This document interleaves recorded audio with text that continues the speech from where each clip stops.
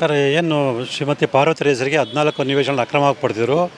ಆ ನಿವೇಶನ ಸಂಬಂಧಪಟ್ಟ ಹಾಗೆ ನಾನು ಹೋರಾಟವನ್ನು ಪ್ರಾರಂಭ ಮಾಡಿದ ನಂತರ ಹಲವಾರು ಸಂದರ್ಭದಲ್ಲಿ ಮುಖ್ಯಮಂತ್ರಿ ಸಿದ್ದರಾಮಯ್ಯವರು ಅದು 60 ಕೋಟಿಗಿಂತ ಹೆಚ್ಚಿನ ಬೆಲೆ ಬಾಳುತ್ತೆ, ಆ ದುಡ್ಡನ್ನು ವಾಪಸ್ ಕೊಟ್ಟರೆ ನಾನು ಸೈಟ್ಗಳು ವಾಪಸ್ ಕೊಡ್ತೀನಿ ಅಂತೇಳಿ ಹೇಳ್ಕೊಂಡು ಬಂದಂಥವರು ನಂತರ ದಿನಗಳಲ್ಲಿ ಇದ್ದಕ್ಕೆ ಏಕಾಏಕಿ ದಿನಾಂಕ 1/10/2024 14 ನಿವೇಶನನ ವಾಪಸ್ ಕೊಡ್ತೀವಿ ಅಂತೇಳಿ ಆ ಕ್ರಯಪತ್ರ ರದ್ದಾಯಿತ ಪತ್ರನ ನೋಂದಣಿ ಮಾಡಿದ್ದಾರೆ.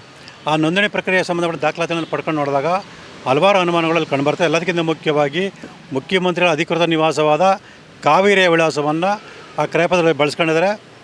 ಇದು ಪ್ರಭಾವ ಬಳಸಿಲ್ಲ ಅಂತೇಳಿ ಏನು ಹೇಳ್ತಿದ್ದಾರೆ, ಅದಕ್ಕೆ ಪೂರಕವಾಗಿ ದಾಖಲೆ ಸಿಕ್ಕಿದೆ. ಅದಕ್ಕಿಂತ ಮುಖ್ಯವಾಗಿ ಆ ನೋಂದಣಿ ಪ್ರಕ್ರಿಯೆ 14 ಏನು ದಾಖಲೆಗಳಿದೆ, ಆ ದಾಖಲೆ ಪರಿಶೀಲನೆ ಮಾಡಿದಾಗ 2 ದಾಖಲಾತಿಗಳಲ್ಲಿ ಪ್ರಾಥಮಿಕ ನೋಂದಣಿಯ ದಿನಾಂಕವಾಗಲಿ ಅಥವಾ ಸಮಯ ಆಗಲಿ ಅಲ್ಲಿ ಉಲ್ಲೇಖ ಅದು ಇಲ್ಲ. ಅದ್ರ ಜೊತೆಗೆ 5:45ವರೆಗೂ ಕೂಡ ಉಪನೋಂದಣಾಧಿಕಾರಿ ಕಚೇರಿಯಲ್ಲಿದ್ದಾರೆ. ಆದರೆ 6:15 ಅವ್ರ ಮನೆಯಲ್ಲಿ ನೋಂದಣಿ ಪ್ರಕ್ರಿಯೆ ಮಾಡಿದೆ ಅಂತ ಹೇಳ್ತಾರೆ. ಇದು ಸಾಕಷ್ಟು ಅನುಮಾನಗಳಿಗೆ ಎಡೆ ಮಾಡಿಕೊಡೋದ್ರಿಂದ ಸೊ ಇದ್ರ ಬಗ್ಗೆ ತನಿಖೆ ಮಾಡಿ ನಿಜವಾಗ್ಲೂ ಕೂಡ ಅದು ಉಪನೋಂದಣಾಧಿಕಾರಿ ಅಲ್ಲಿ ನೋಂದಣಿ ಪ್ರಕ್ರಿಯೆ ಸರಿ ಮಾಡಿದಾರ ಅಥವಾ ಸುಳ್ಳು ದಾಖಲೆ ಸೃಷ್ಟಿ ಮಾಡೋದ್ರ ಬಗ್ಗೆ ತನಿಖೆ ಮಾಡಿ ಕ್ರಮ ತಗೊಳ್ಳಿ ಅಂತೇಳಿ ಅದು ಮನವಿಯನ್ನು ಕೊಟ್ಟಿದ್ದೀನಿ.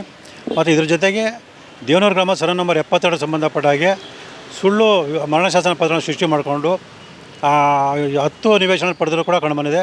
ಸೊ ಅದ್ರ ಬಗ್ಗೆ ಕೂಡ ತನಿಖೆ ಮಾಡಿ ಅಂತೇಳಿ 2 ಅರ್ಜಿಗಳನ್ನು ನಾನು ಇವತ್ತು ಲೋಕಾಯುಕ್ತರಿಗೆ ಕೊಟ್ಟಿದ್ದೀನಿ. ಸ್ವೀಕೃತಿ ತಗೊಂಡು ಸರ್, ನಾನು SP ಅವ್ರ ಭೇಟಿ ಮಾಡೋಕ್ಕೆ ಇಷ್ಟಪಡಲ್ಲ. ಯಾಕೆಂದರೆ ಈಗಾಗಲೇ ಆ ಸಂಸ್ಥೆ ಬಗ್ಗೆ ನನಗೆ ಅನುಮಾನ ಇರೋದ್ರಿಂದ ಅವ್ರನ್ನ ಭೇಟಿ ಮಾಡಿದ್ರೆ ಏನು ಉಪಯೋಗ ಇಲ್ಲ ಅಂತೇಳಿ ಅವ್ರನ್ನ ಭೇಟಿ ಮಾಡಲ್ಲ. ನಾನು ಕಚೇರಿ ಕೊಟ್ಬಿಟ್ಟು ಸ್ವೀಕೃತಿ ಪಡ್ಕೊಳ್ಳೋದಷ್ಟೇ ನಾನು ಮಾಡ್ತಾಯಿದ್ದೆ. ಸರ್ ವಿಚಾರಣೆ ನಡೀತಾ ಇದೆ. ಅದು ಸಾಕಷ್ಟು ದೊಡ್ಡ ಮಟ್ಟದಲ್ಲಿ ವಿಚಾರಣೆ ಪ್ರಕ್ರಿಯೆ ನಡೀತಾ ಇದೆ, ನಿರಂತರವಾಗಿ ನಡೀತಾ ಇದೆ.